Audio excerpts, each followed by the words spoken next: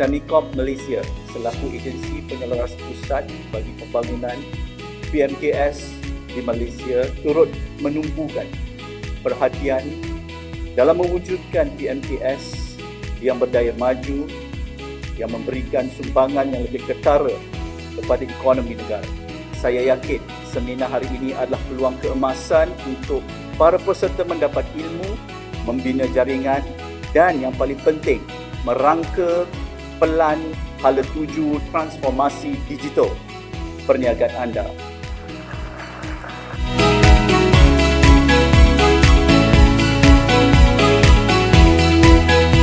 Saya amat berharap agar seminar ini akan menjadi platform perkongsian ilmu di kalangan SME yang menyertai program ini.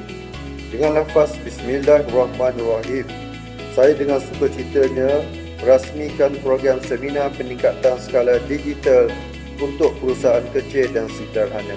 Take up, scale up. Sekian, wabillahi taufiq wal hidayah. Wassalamualaikum warahmatullahi wabarakatuh.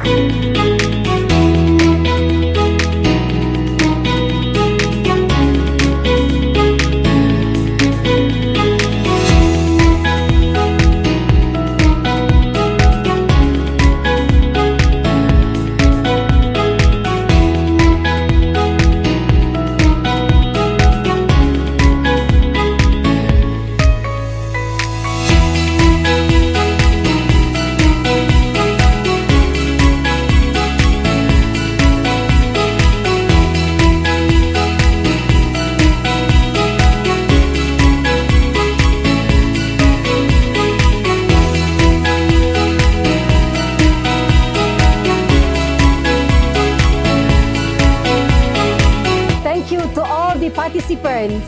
See you again!